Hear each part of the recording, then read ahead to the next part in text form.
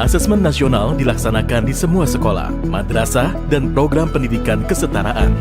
Sampel peserta didik yang mengikuti asesmen nasional dipilih secara acak, sedangkan kepala satuan pendidikan serta guru seluruhnya akan berpartisipasi. Bagaimanakah mekanisme kepesertaan tersebut dalam implementasi? Peserta didik akan mengerjakan 4 instrumen: asesmen literasi membaca, survei karakter, asesmen numerasi, serta survei lingkungan belajar. Peserta didik jenjang pendidikan dasar dipilih secara acak oleh Kemdikbud dengan jumlah maksimal 30. Sementara untuk jenjang pendidikan menengah dipilih secara acak dengan jumlah maksimal 45 murid. Masing-masing jenjang memiliki 5 orang peserta cadangan. Apabila ada peserta utama yang berhalangan melaksanakan asesmen nasional, maka satuan pendidikan harus sudah menginformasikan penggantian peserta utama dengan peserta cadangan selambat-lambatnya 1 hari sebelum hari pelaksanaan. Peserta cadangan yang terpilih harus menyelesaikan keempat jenis instrumen secara lengkap sesuai jadwal yang telah ditentukan. Kementerian Pendidikan dan Kebudayaan tidak menyediakan jadwal asesmen susulan.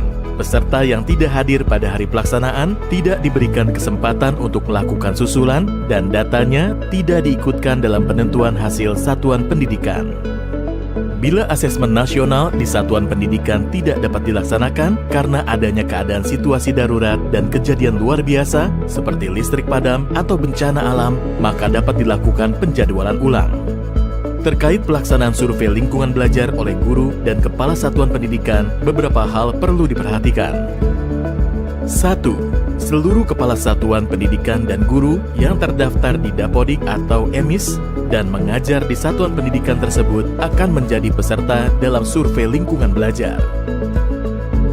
2. Pengisian survei lingkungan belajar untuk kepala satuan pendidikan dan guru dilakukan secara mandiri tanpa pengawasan dan diberikan waktu selama 4 hari. 3. Bagi guru yang mengajar lebih dari 1 satuan pendidikan, melaksanakan survei lingkungan belajar di setiap satuan pendidikan yang diajar. 4. Bagi kepala satuan pendidikan yang memimpin lebih dari 1 satuan pendidikan, melaksanakan survei lingkungan belajar di setiap satuan pendidikan yang dipimpin. Apabila kepala satuan pendidikan yang berperan sebagai guru, maka akan mengisi survei lingkungan belajar baik sebagai kepala satuan pendidikan maupun sebagai guru. Sangat penting bagi setiap satuan pendidikan mendapat potret yang utuh mengenai kondisi pendidikan yang sebenarnya. Oleh karena itu, partisipasi aktif untuk melaksanakan asesmen nasional dengan menjunjung integritas tinggi akan mendorong dihasilkannya informasi yang akurat dan komprehensif. Dengan mensukseskan pelaksanaan asesmen nasional, mari kita tingkatkan mutu pendidikan di Indonesia.